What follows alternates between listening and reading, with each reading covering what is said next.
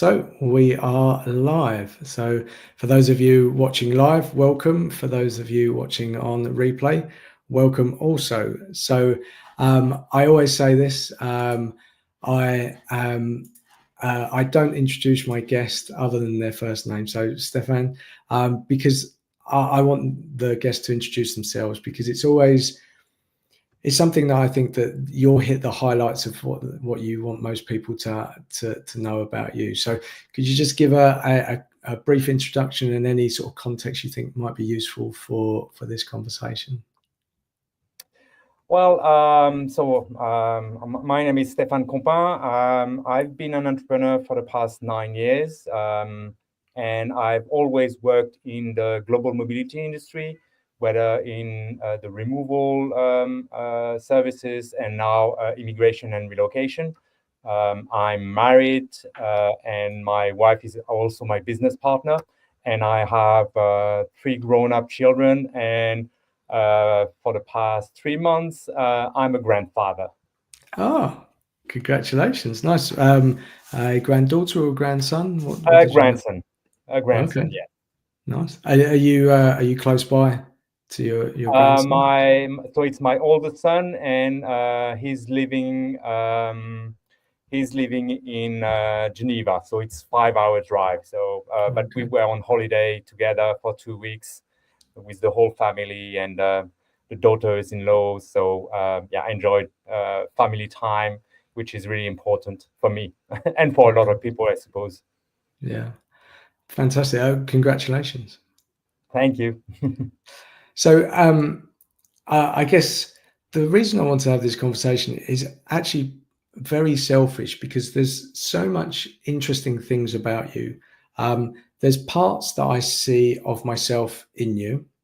There's parts that I aspire to be like you, because I think your story is very interesting in many ways. But I guess if we just go back into the past, so you worked in the corporate world for a long time, Yeah, right? most of my career, yes. Okay.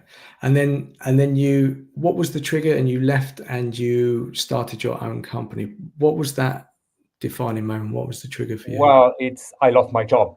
I Okay. was 49, having worked 13 years for the same company.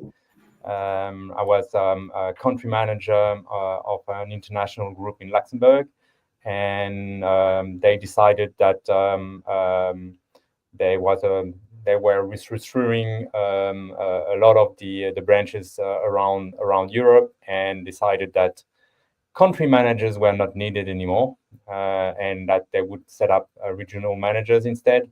And so I lost my job at 49. I still remember in January 2016. So a big shock, but it was at the same time kind of a relief because the like I would say the 2, 3 previous year were not so great. I was not really happy in my job. Um, and what happened is the first thing I did when I lost my job was I decided to go with a transition coach and to work on myself. I've been using coaches in different fields since then. My main problem is that I always work in the same field. And when I was telling my wife, well, I don't know what else I can do than work in the global mobility industry, she was telling, yeah, you were running a company, whether you are selling peas or potatoes or whatever or cars, it's the same. But for me, in my mind, I had kind of a blockage, like I couldn't see myself working in another field. And it's why I decided to work with a transition coach to put everything on the table and do a kind of reset. And I worked with this lady for about 6 months. I think I would suggest a lot of people to do that if they are Yeah. stuck in their life. You have to select the right person that will fit your purpose and who you are. I needed someone, sorry for the term, but that kicked my ass because I needed just to move out of my comfort zone and um, and it was tough. It was tough because this lady was never taking yes or no as an answer. She wanted to go deeper. Yes, why? No, why? And I still remember I had a session where basically she pushed me so hard that I just fell apart, cried for half an hour. And I'm not ashamed to say that because, we are all humans. And why, women can cry and men cannot cry because the society decided a while back that men need to be strong and are not allowed to cry. But it helped me to just evacuate all this stress, all this, the weight I had on my shoulders for so many years. Yeah, I love that, and I love your ability to be open about those things, because I think so. I think I mentioned this to you before. We were having this live. I've actually been in therapy myself. When I moved to Luxembourg, it was a big deal for me. I had left all my family, friends, everything I knew, my exercise routine, everything that I thought defined me. And then I came to Luxembourg and started a job, and the job wasn't quite what at the beginning I thought it had promise, and it didn't, and I got quite frustrated and angry. And at the time, someone close to me said, maybe you go and see someone, and I did, and it was the best thing in the world. It gave me that start to sort of discovering about myself, having just being curious about things, seeing what was blocking me, seeing what stories I was telling myself that maybe weren't true, or I was just hanging on to because I thought it defined me. And it started me on a long journey of self-discovery. And I say long journey, and that makes it sound painful, but I actually found it very enjoyable, because the more I understood about myself, I became more aware, and the things that came up, I could navigate either around them or face them. Um, don't get me wrong, I'm no, monk or Buddhist monk who can, sits on a mountaintop or anything like that. But at the time, this is going back 10 years. And at the time, I think there was this stigma around therapy. And I think there still is, especially for men, that, that you're going to go crazy, or you can't handle the world, or, Yeah, you don't, exactly. and I spoke to the therapist at the time. She said, no, you're brave. You're actually facing things that are going on. And if anyone ever asks me, I'm always upfront about it, because I think the more I believe there is many problems for many people, men and women. But I think one of the big hurdles for men is this stigma that you don't ask for help, or Yeah, you can't exactly. show emotions. And I would like that to come down. I know it's not a wall that's going to come down immediately, but the more we're open about it and talk about it, I think we're of a similar age. No, well, you're slightly older than me, but I think that's that sort of generation is almost harder. I know definitely from my father and stuff like that. That was absolute no to talk about things like that. But I really sort of congratulate you for being open and honest about that, because I think the more we talk about it, I think the more easier it will be for other people as well. Yeah, I agree. I agree that Yeah, it's really important, and people, and I think it's important to talk about it because if it can help other people to reach out for help and not stay on their own, it would be a good sign to make the whole society evolve. yeah, yeah. So this transition coach, the question she was asking was obviously quite deep and impactful. And so the outcome of that. So you said you saw her for 6 months. Was there a decision within that 6 months, or the end decision was, I'm going to start my own company? How did that materialize? Yeah, the end decision was to start my. Basically, the story is I was networking, I was having lunch, coffee with people while I was looking for a job and trying to have interviews. I didn't have a lot of job opportunities, And one day I went to a lunch and bumped into a guy just arriving at the hotel where the event was happening, and the guy said, "Oh yeah, I have an investment that I just got money back from an investment. Don't you want to set up your own relocation company, and I could help you and invest in the company?"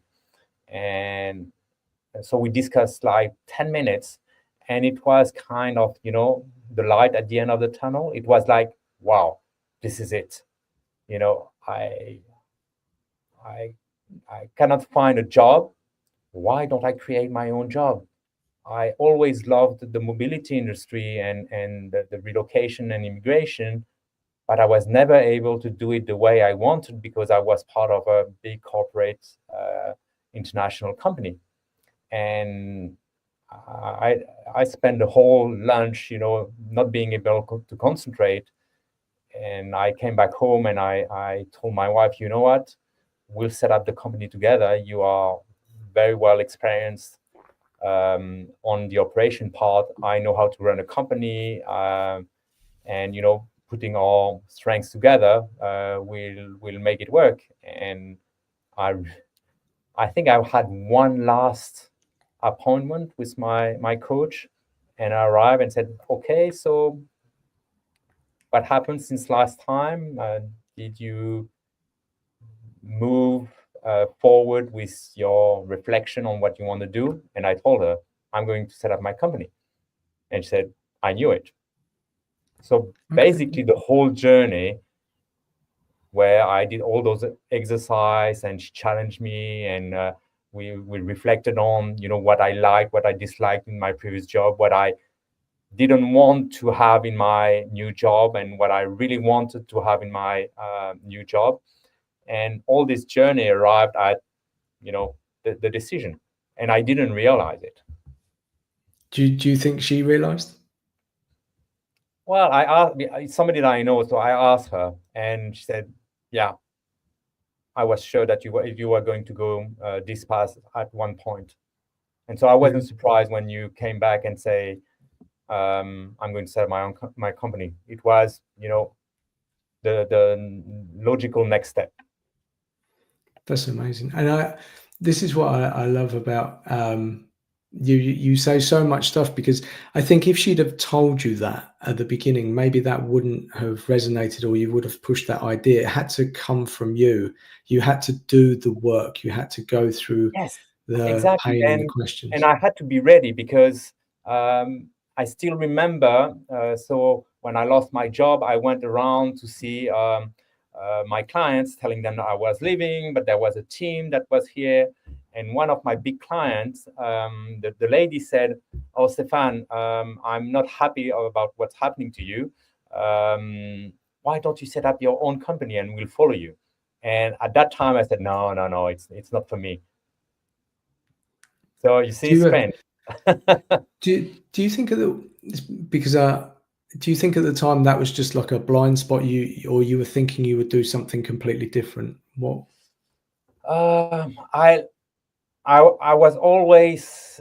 I had a friend who is in Belgium, and for many years he was telling me, "Why don't you set up your own company, your own removal company, because you are in the removal industry?" And I was telling him, "No, no, it's not for me. I'm not an entrepreneur. It's too scary. I cannot do it. I don't want to do it." And he was telling me, "Well, but you know what? You are an entrepreneur. You are not running your own company, but of course, there is less risk. But you are a kind of entrepreneur because you are a country manager of a big firm and you are running your entity in Luxembourg." So yeah, interesting. Yeah, it's it's amazing that you had people like that around you because often it's the opposite case that those people around you want you to play it safe and okay, get Oh, a corporate job, etc. So when we launched the company, LuxRelo, it was really that.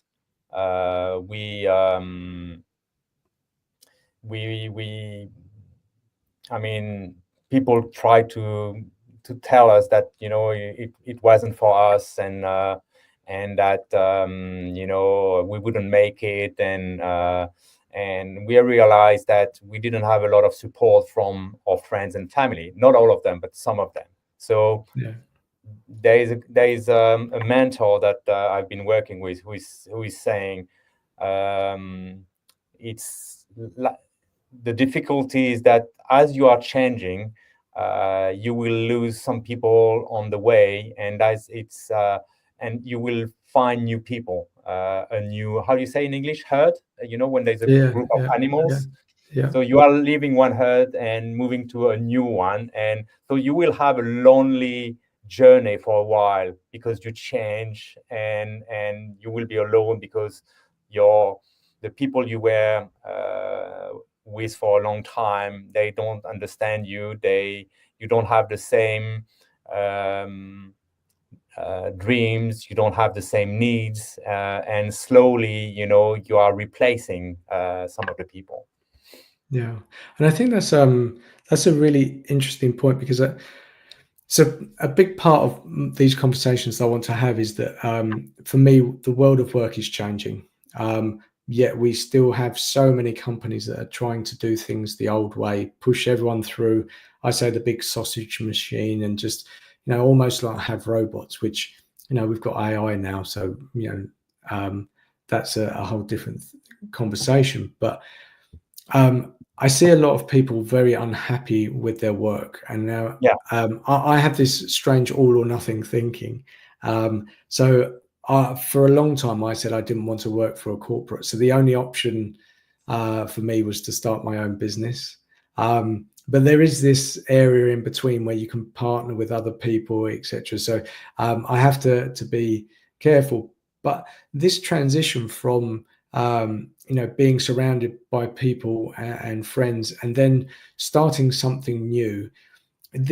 I've found this also myself, because the type of conversations you have, and you're explaining things to people, and you get this blank look from their faces. Or I had it recently. I was saying something about what I was trying to do, and people were saying, "Oh, well, that's risky from the financial point of view."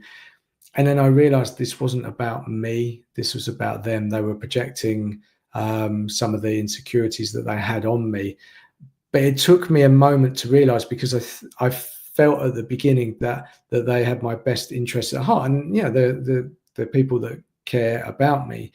But it's very difficult, because there's a lot of unknown in starting your own company, and so you don't automatically know who to listen to and what's the right advice. That's certainly how I felt. It's it's like a pregnant woman. Everybody's going to give advice on how to raise a baby, and how to give birth and whatever. And as an entrepreneur, it's not that people wish you harm. It's just that,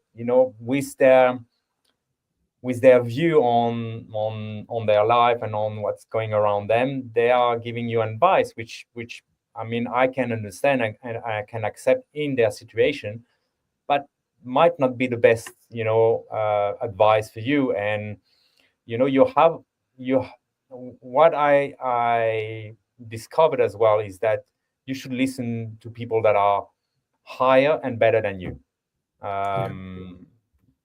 I've been working with mentors. I had discussions with entrepreneurs that are very successful, and I learn more from them than I will learn from my coworker in the past, because they went through entrepreneurship, they went through all the hustle, the difficulties, the challenges that you can face as an entrepreneur, and they can give you tips, and they can show you the right path, and avoid the mistakes. um, and that's the people I want to listen to. And Yeah. being one interesting thing is that at one point I said, okay, I should have been entrepreneur much sooner, but I wasn't ready. The advantage of being an entrepreneur at my age is, and having worked for big international groups, is that I learned so much that when I set up the company, I avoided a lot of the mistakes because setting up processes, going to the bank and showing the bank a business plan. The guy was like, never seen that, and was like, well, I'm doing that every year when I'm going to present my budget in London. And so all those small things that I didn't think were important at that time really were useful, because I was running a branch, like I said before. It wasn't my own business, but still, I knew how to do a business plan. I knew how to, look at the financial figures. I still have my accountant who, like, he's so surprised when I know the figures on a day-to-day basis sooner than his than his team, because I need to know. It's how I've been trained. And I'm always surprised when you have entrepreneurs. They know if they've made some profit in February or March the year after. I mean, for me, that's impossible. That's a total nonsense. I need to know at least on the monthly, worst case on the monthly basis, how I'm doing.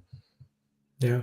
So I can correct, if I see that the sales are going down, I need to say, okay, our expenses are going, you shouldn't assume. You should know your figures. That's the most important part of running a company. Yeah, I'm curious. Is that how it was when you were in the corporate world as well? Did you have your fingers on the figures there, or it's just since you started it yourself? No. I was all the companies I was working for. Every month, nearly on a daily basis, we would know, our figures, check the bank accounts, and that was part of my job. And on every month, I was, looking at the figures, discussing it with my Benelux manager or European manager in London, and we would have, quarterly meetings with all the other country managers. So that was part of my job, and it helped me a lot when I started the company. Yeah, it's actually a very interesting part, because I know there's a lot of people starting their own businesses now. I'm on LinkedIn, and you can see a lot of people are founders of companies, etc.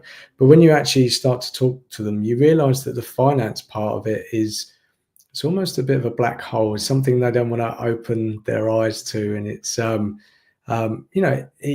need to. It's if you're not operating at a profit, or you don't understand where you are, how are you going to manage to go forward? But I think that's, in the UK, it's very easy to start a company. It's very straightforward. In Luxembourg, it took a little bit more than in the UK, certainly for me, because everything was in French. So to translate, it was just a little delay.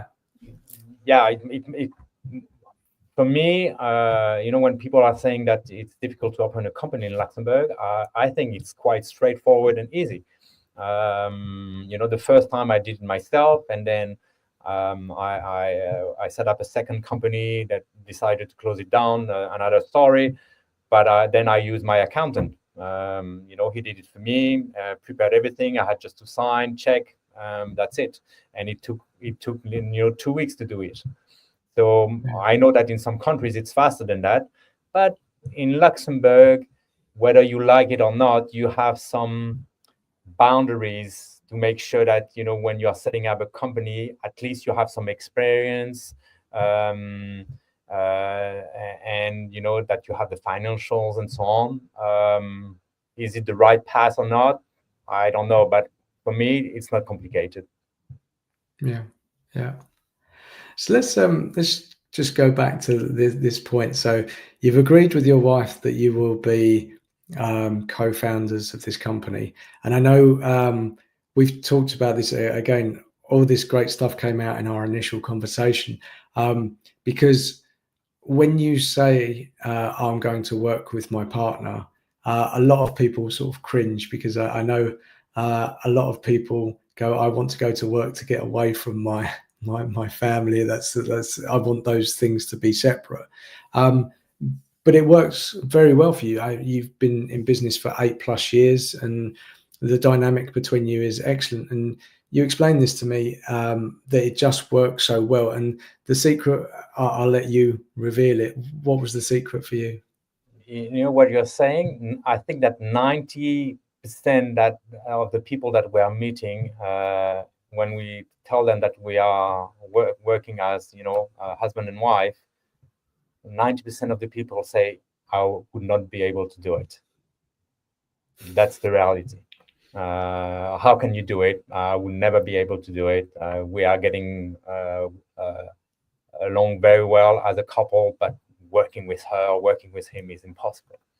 Yeah.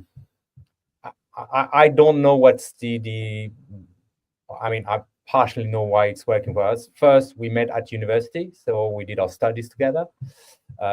Second, when I started my first job, after 1 year, I was offered a job in Lyon, in France, and the guy over there was working with his wife. So when I was offered the job, they knew that I had a wife and that she was looking for a job, and they said, okay, it's a couple leaving the entity in Lyon.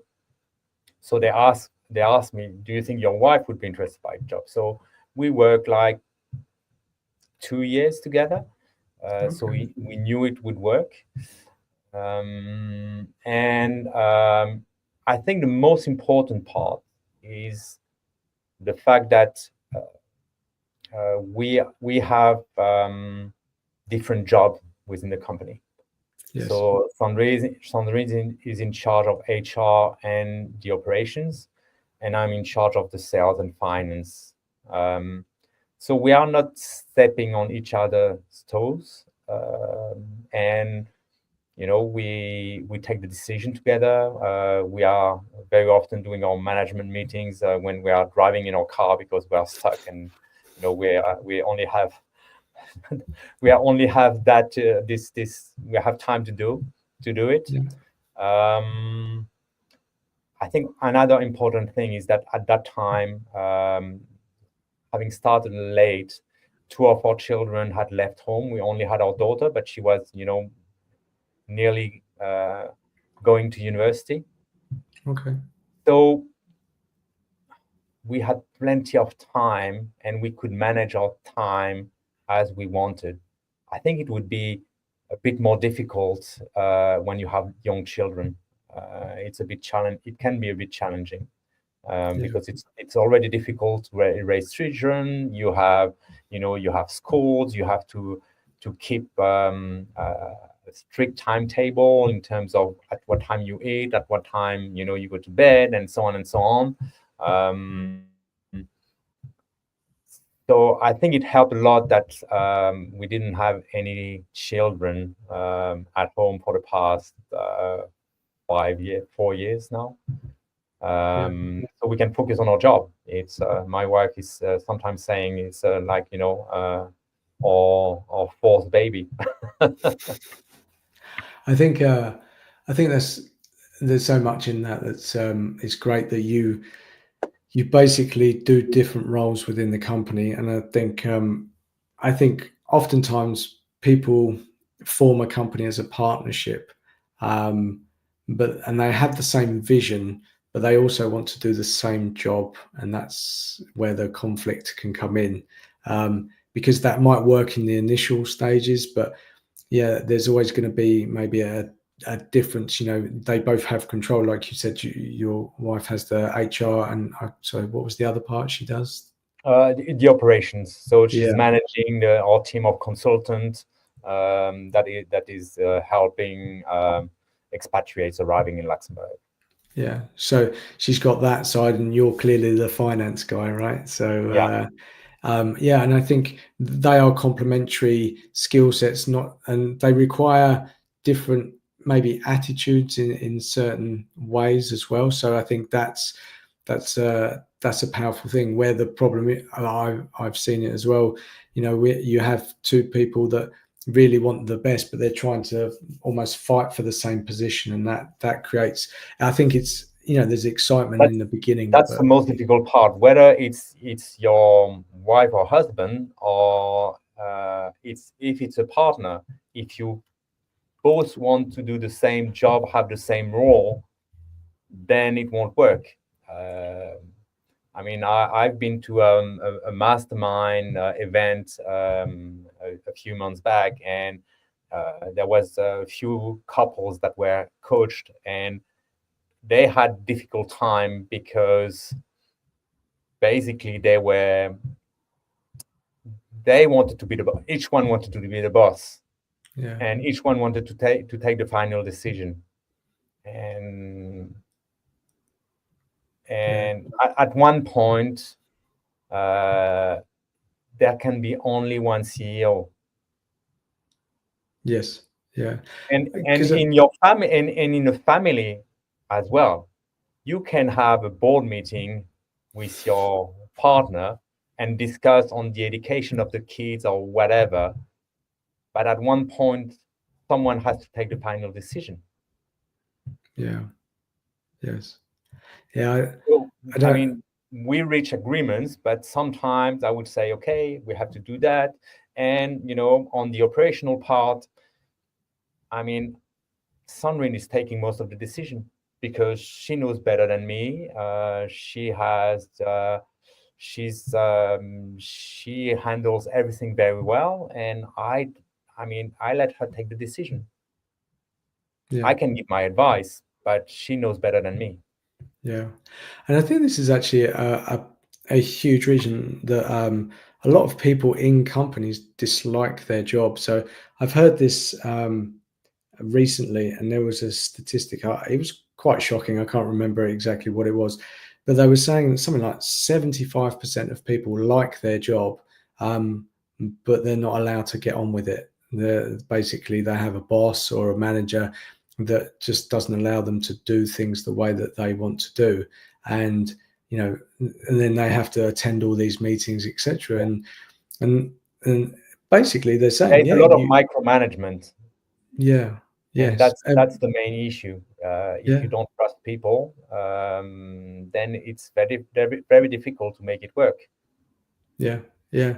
And that's so I've come to realize autonomy is a great thing as long as it's done in the right way. It's not just leave people to get on with it. As long as you have you need to have processes and training in place. We set up very strict processes to assist our clients,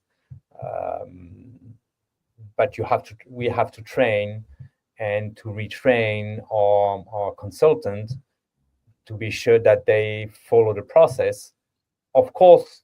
And I don't like companies that set up processes and say, oh, we have great processes, and they didn't look at it for the past 10 years.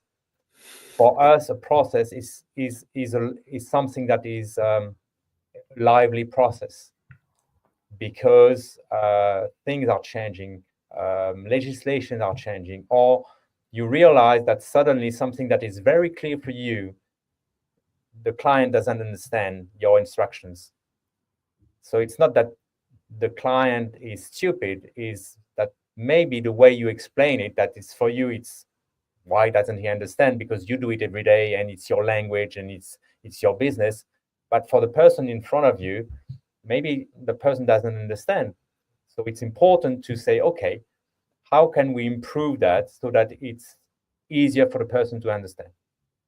Yeah. So we improve, we look at our processes on a regular basis. And if we have an issue, we stop and say, okay, is it easy to understand or not? Yeah. It's like my wife, at lunch today, where with a client, my wife was saying, it's like, the IKEA process, just follow, how it's not always as easy, but normally if you follow the process well, it's easy to build a cupboard on your bed. Yeah. Yeah.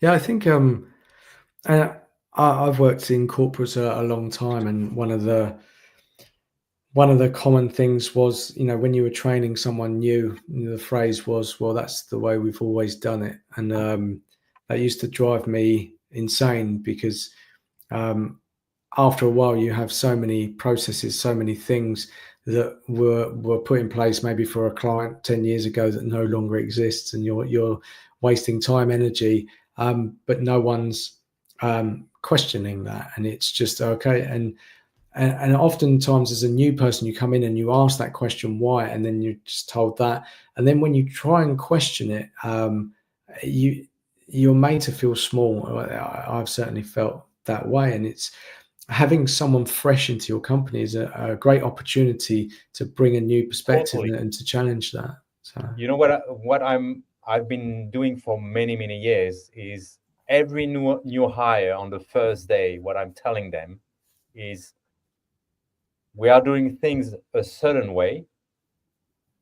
Challenge us if you think that we could do it better, less complicated, more customer friendly, and uh, come to me and say, I have a better way to do it.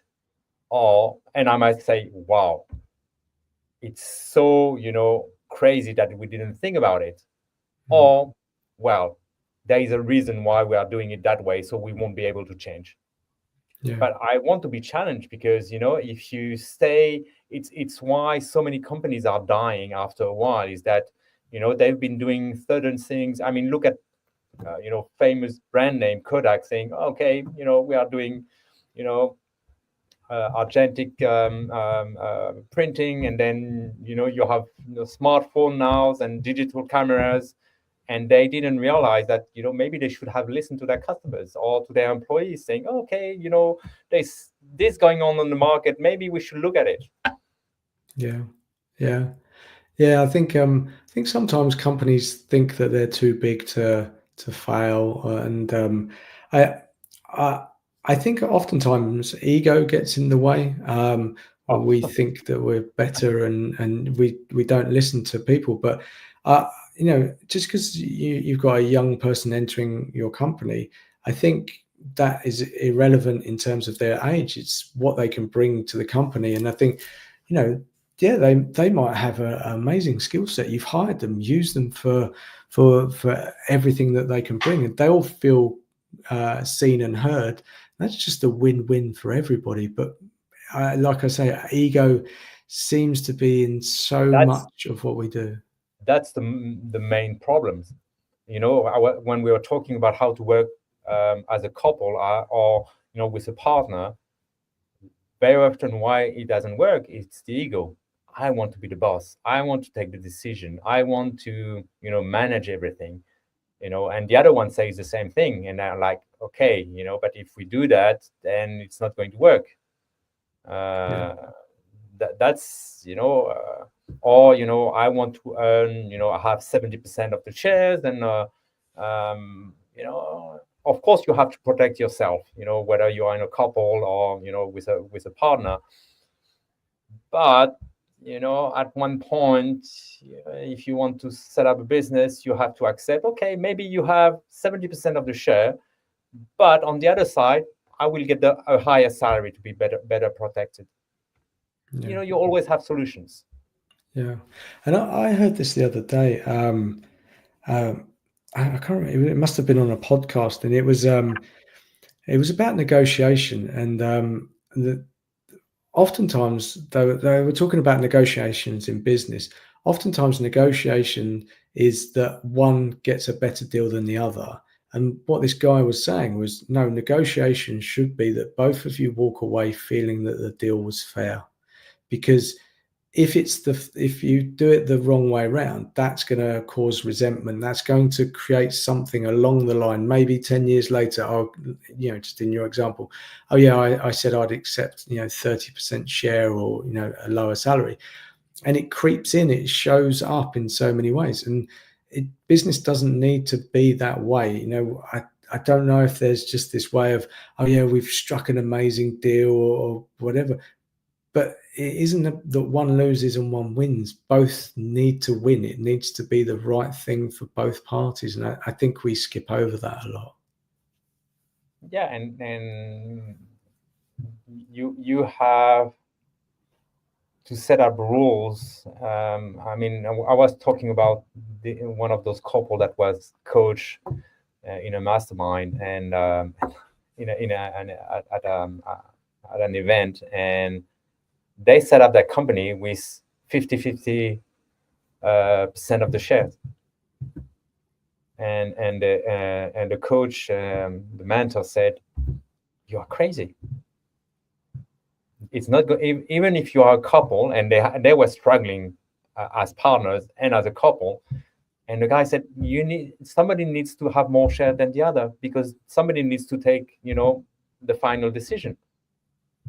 Okay. And the ego of the two people that were great people, were like, I need to be the boss.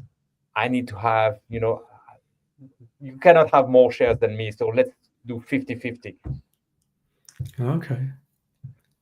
Again, Yeah. it's difficult. You need to find the right balance. Every situation is different. It's like you have a great project, and if you want to expand, you have to bring in investors, so you are diluting your shares. And some people, they don't want to do that, so they don't want to bring investors, so they are expanding at a slower pace. Is it wrong or is it right? I don't know. It's you decide, at which pace you want to develop, and what is the best path for you. Yeah, I've learned to put my ego in my pocket sometimes and say, okay, you are right. Let's go your path.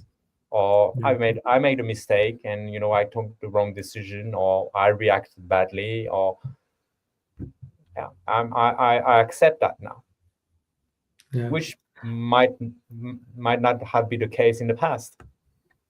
Okay.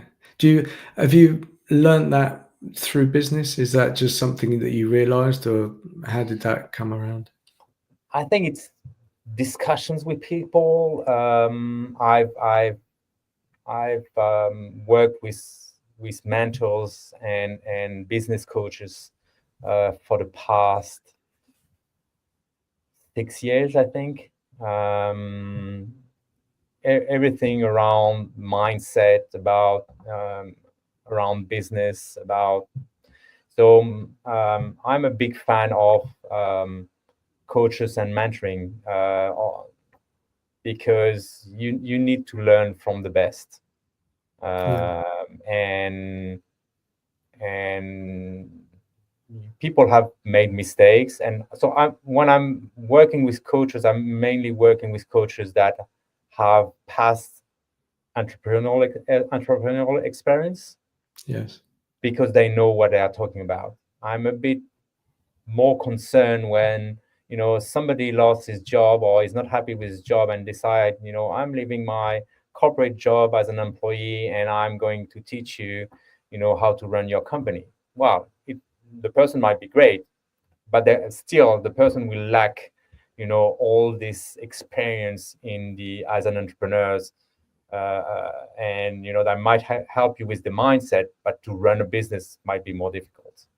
Yeah. And I Again, think it's not. I'm not putting everybody in the same basket, but a lot of people now. I'm going to event in Luxembourg. Everybody's a coach, so. Yeah, I think it's one of those things that we need to be very careful of, and be very selective.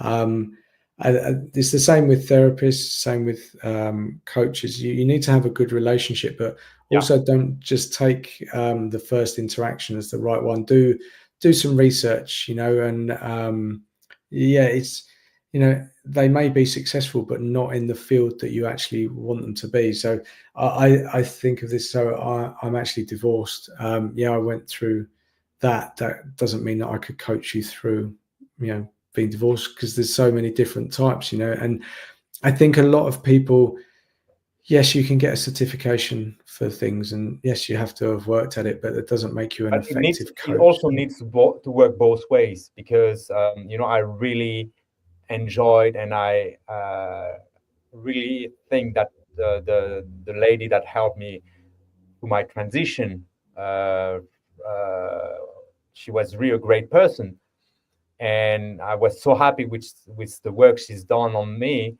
I had some friends that had, issues in their jobs and so on. I said, okay, go and see her. And one, it didn't match at all,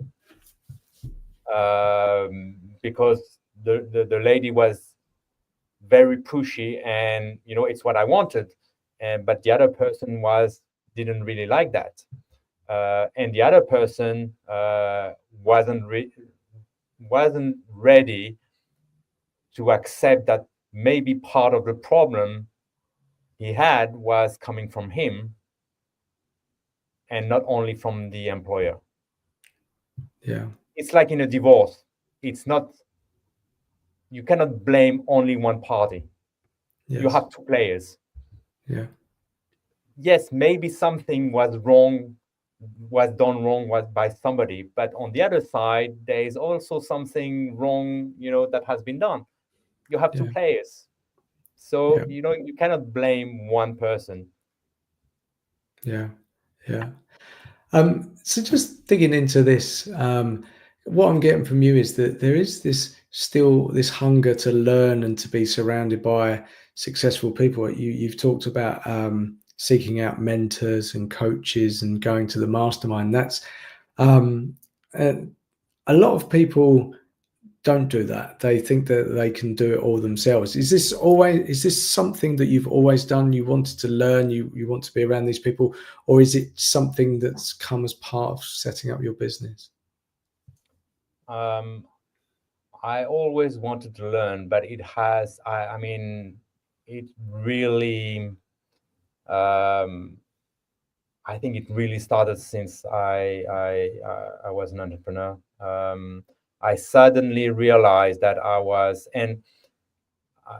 I I should have used a business coach or a mentor much sooner, even when I was an employee. Running my as a country manager, it would have, Mm. because I had colleagues around the globe, or around Europe, but in Luxembourg, running my business, I was very lonely.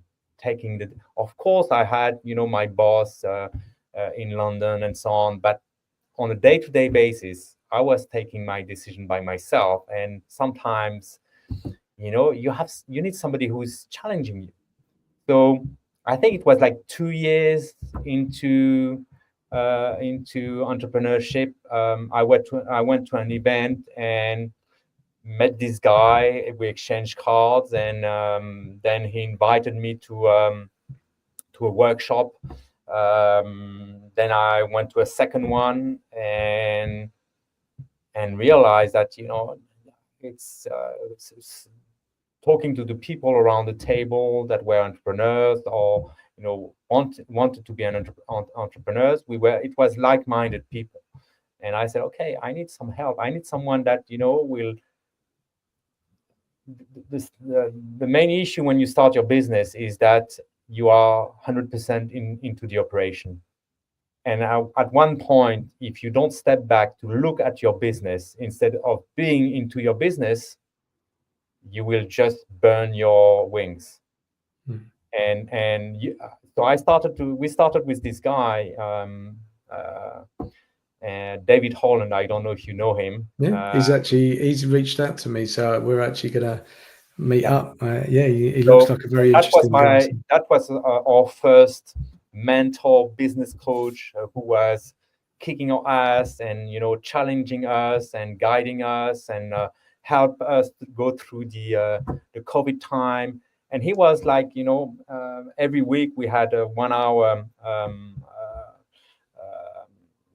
session where we would step back, look at marketing, look at figures, looking at personal branding, how to increase sales, how to get out of your comfort zone and do videos to promote yourself. And it helped a lot. And we worked like 5 years with him. And wow. I think, like in any association, I still think that he's a great guy, and he brought us where we are. But we also needed some new challenges, and it's why we changed. We joined this new mastermind, and we are with a lot of different entrepreneurs, and we learn a lot of them. We have different coaches as well, and we have webinars and workshops that are organized on a regular basis. And we've been doing that for the past maybe 7 years, or 6-7 years, and I love it, because every time I learn new things, I'm also able to share. And what I love is that you have the small individual person that is launching his business, and I'm able to share some of my knowledge so that they will avoid mistakes.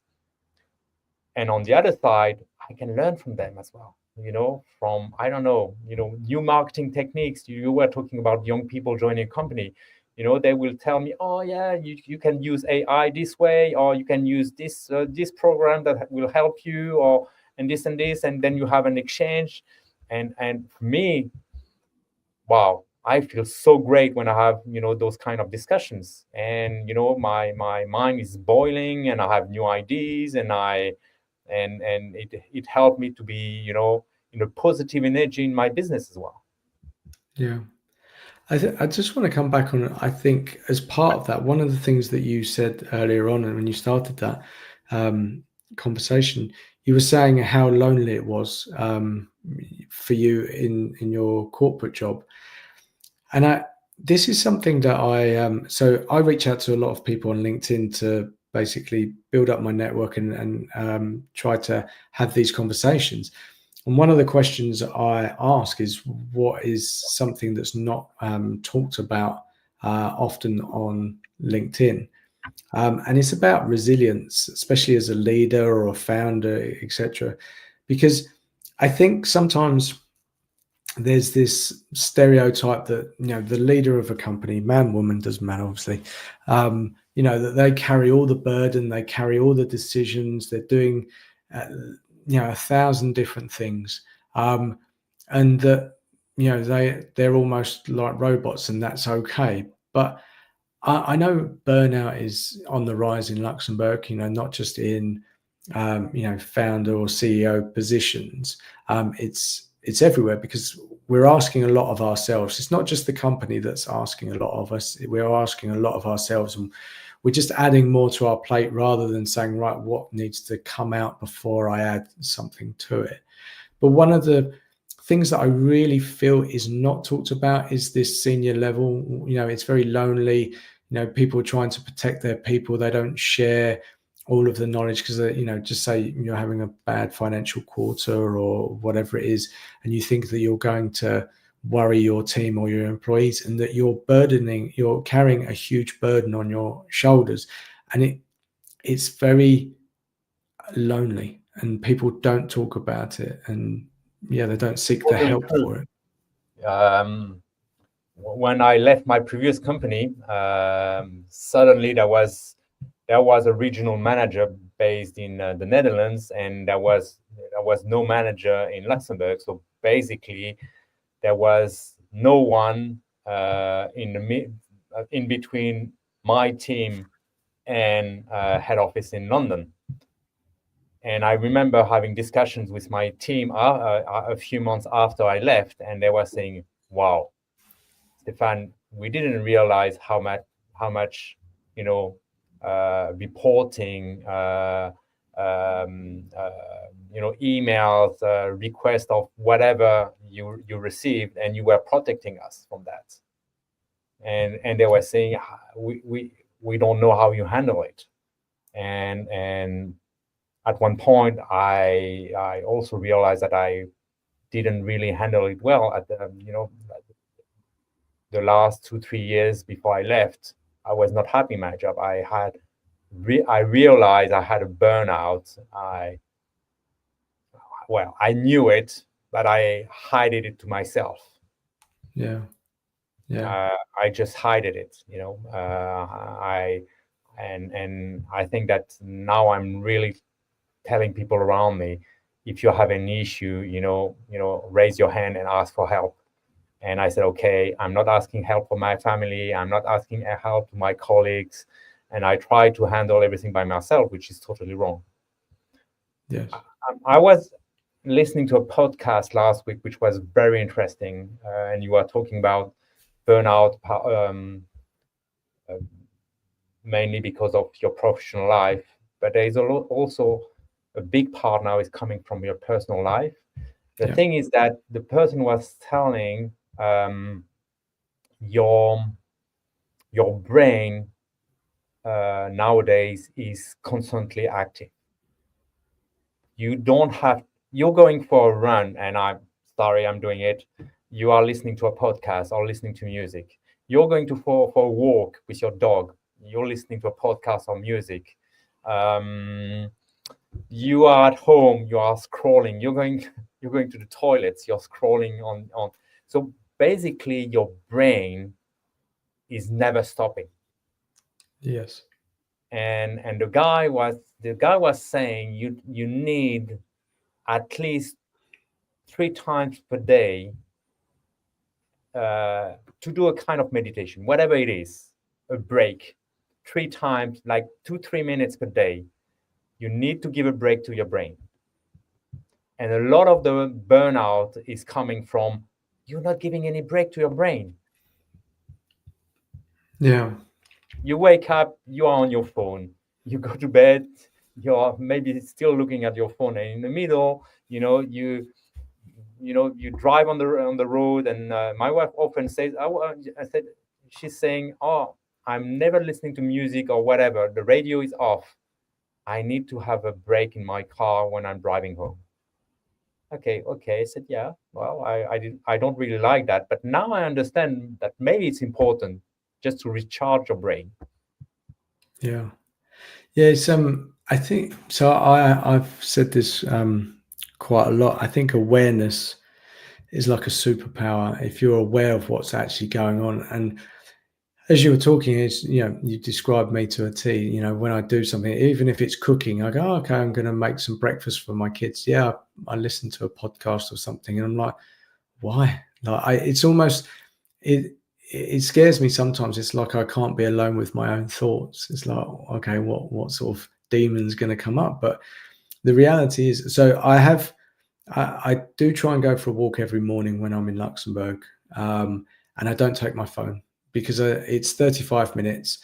Nothing's going to happen. Just look at nature. If it's raining, great. If it's sunshiny, great. You'll have a conversation with someone, maybe walking their dog or something.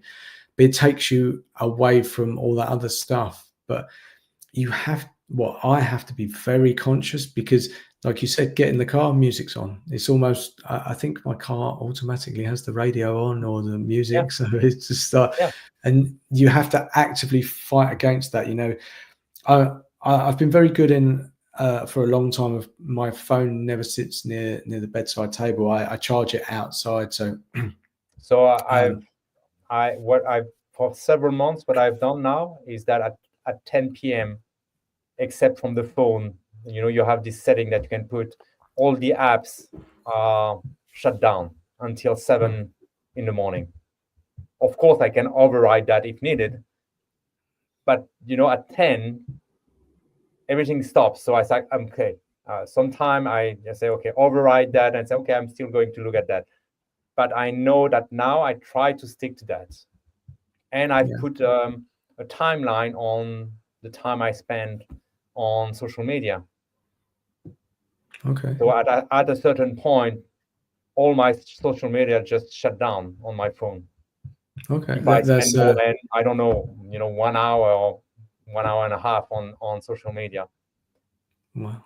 it's I just get, to realize, yeah, I think it was Saturday or maybe last week, and suddenly I have a notification at 11 a.m. that all my social media were shut down because I had spent too much time on it.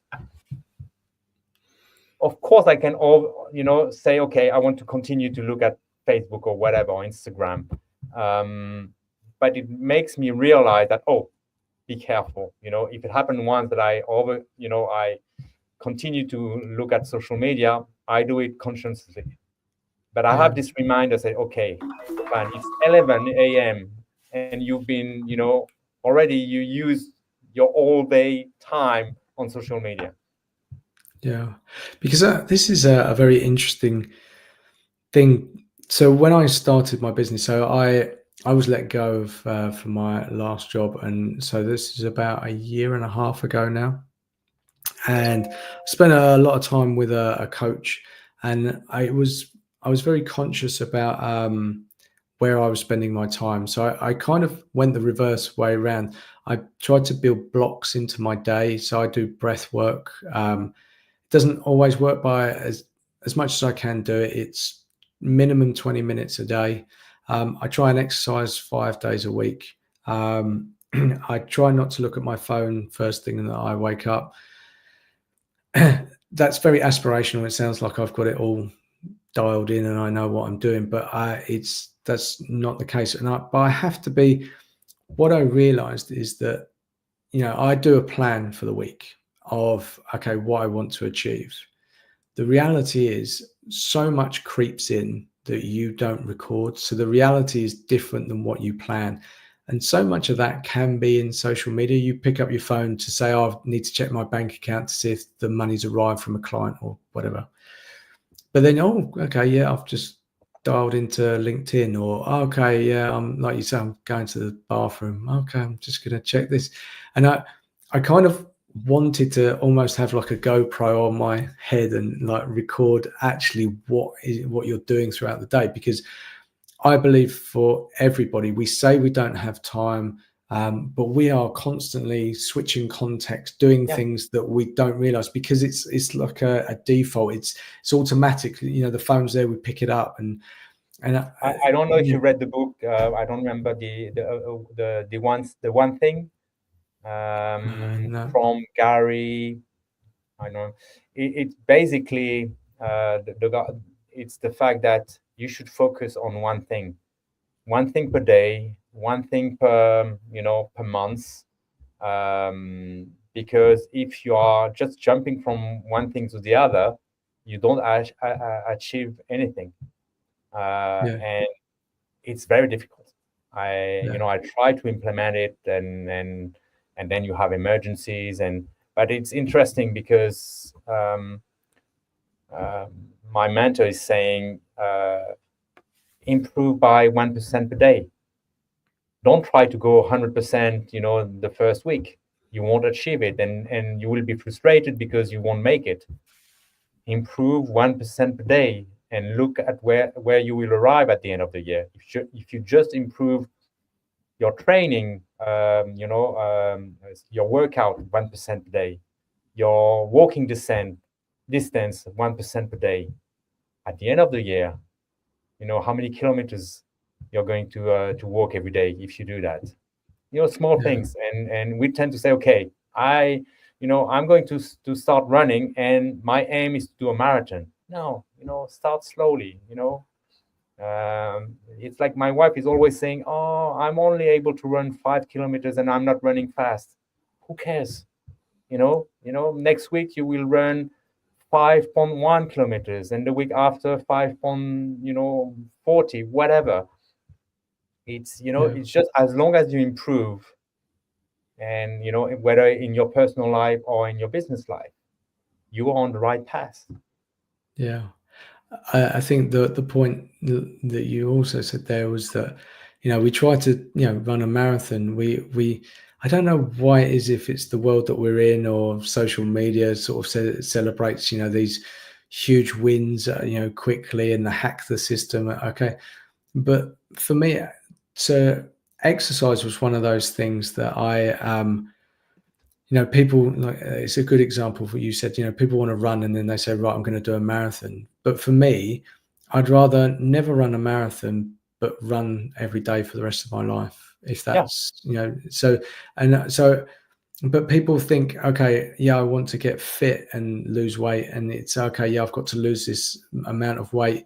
And so they go on extreme diets or workouts, and it's It never works. unsustainable. No, exactly. And for me, anything that that you want to have in your life. You need to find a way to work it in, that it's part of your day to day. You could see yourself doing this for the rest of your Yeah. life. And if you Last can't, year, last year I ran my first marathon at 57, well, and people were asking me, was it tough? And I said, uh, the marathon in itself, yes, of course, it's not easy, but it was not tough. The toughest part was the training, because I was running three times a week, long distance on Saturday, and then twice during the week, whether it was raining, whether it was snowing, windy, and the important thing was to be consistent. I was following a planning, and I had decided that, and it's interesting that when you have a planning and you just follow this, um, it's part of your daily life. Uh, but when you stop, suddenly to go back on track, it's very difficult. So yeah, if you build habits, you have to be careful not to stop them for too long, because to restart again is going to take you twice the time. yeah. An interesting point, actually, and you could help me, because you're probably a good person to ask this. So, as part of this job, I've committed to doing 2 LinkedIn lives a week for a year, and I've committed that to myself. Now, I'm going on holiday beginning of September without my children, um, and part of me says, okay, what do I do with that week? Do I still do the lives because I've committed to it? Is there benefit of just doing the lives, plan them, take my computer and allocate 2 sets of an hour and a half, or is there value in switching off for that week?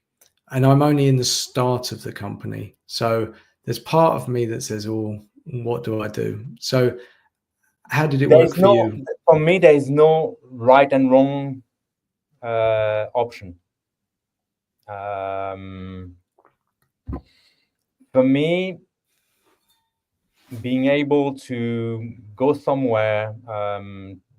2 years ago, I spent 2 weeks in Cape Town with my two sons.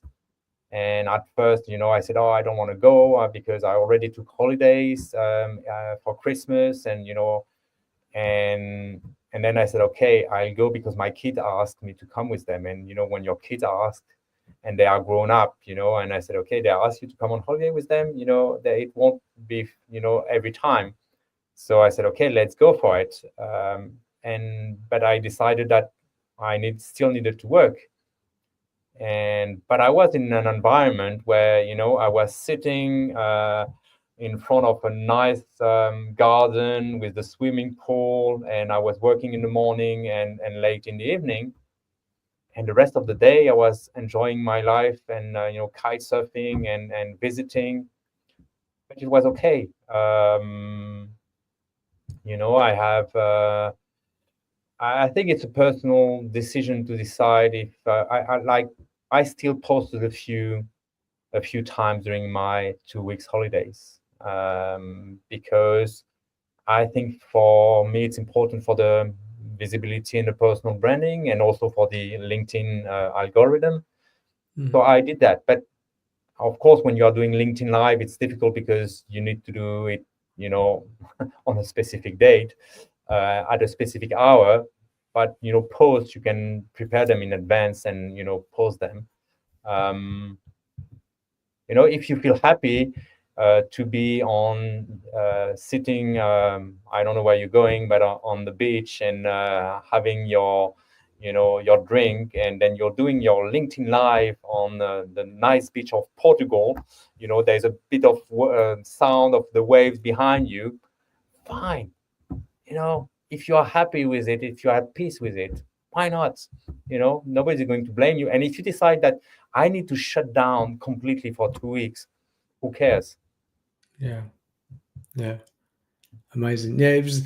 I think the part that I worry about is this not being consistent, and it sparked in my mind because you were saying about this habit, and I'm one of those people. I've created quite a nice cadence of these setting these meetings up and having these lives, and I like it very much. And I'm like, oh, it's only a week, but you go, oh, I could fall out of that habit, and Oh yeah, very it's just very one of those quickly. things. Yeah. So But yeah, again, if 2 weeks or 1 week or 3 weeks during the year you are not doing it and you are consistent the rest of the year, yeah, as long as you're at peace with it, that's it. yeah, I yeah. mean, That's the and it's what I've learned as well, is that it's not that I don't care what people think of me, but I've learned now not to be affected. I used to be, looking for recognition. Or, I should do this because people will think that, or I should not do this because people will think, this. And now I've learned that if I want to do something, I know that some people won't like it. That's part of life. You cannot be liked and loved by, the whole world. But as long as I'm consistent and I'm following my path and I'm doing what I love and the way I want to do it, that's perfectly fine. yeah.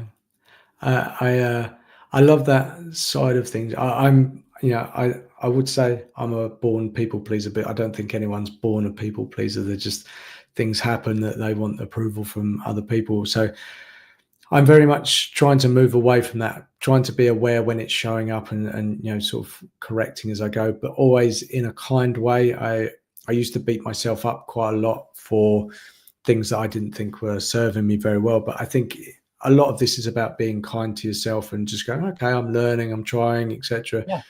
And I think when you do that, you're actually a lot kinder to the people around you, and you see that kind of ripple effect. Um, I'm very conscious of the time, but you are one of these people that I think I could learn so much from, because just in the way that you think about things and the journey that you've been on, and you continuing to learn, to progress, to think and adapt. You're aware of yourself, aware of how things were, even about the ego and how that has shown up, and how to change things and always look to improve, like you said, that 1%. And I love that, and I feel there's so much knowledge and wisdom that you could give to other people as well. So first of all, thank you very much for taking the time to have this conversation. Thanks a lot for the invite. No, it's great. Second, I definitely think you're around to for me if you could make the time, because there's so much in what we've said today that I think we We could can do a catch up in 1 year time to see how yeah, things have evolved yeah, on your side and that mine.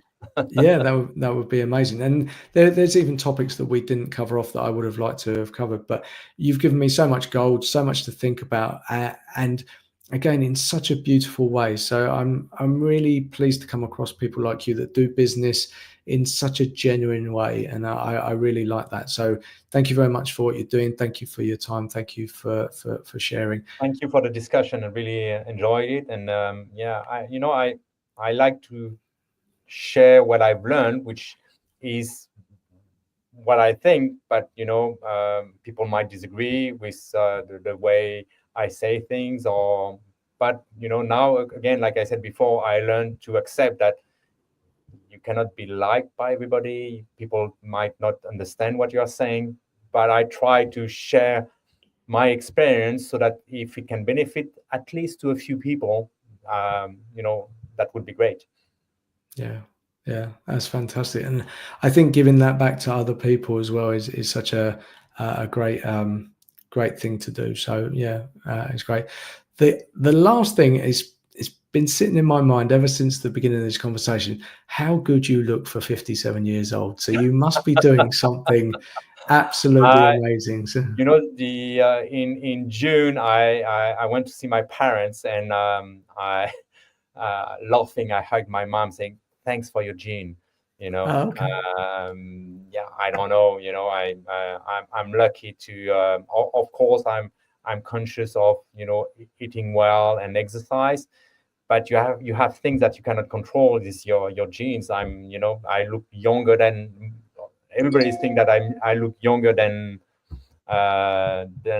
my age, but that's the reality. I should be happy Yeah. with that. Yeah, it's really good. So yeah, it's amazing, and maybe that's also a good advert for starting your business and doing it your way. So yeah, take some of the other stress from other people away. So Yeah, yeah. fantastic. Okay, fantastic. Thank you so much. Your time is always appreciated. I've had so much fun. So thank you very much for your time, Steph. Same on my side, and good luck with your project. It's really interesting and impactful for a lot of people. I appreciate that. Thank you very much. Thanks a Okay, lot. take care. Bye. Bye.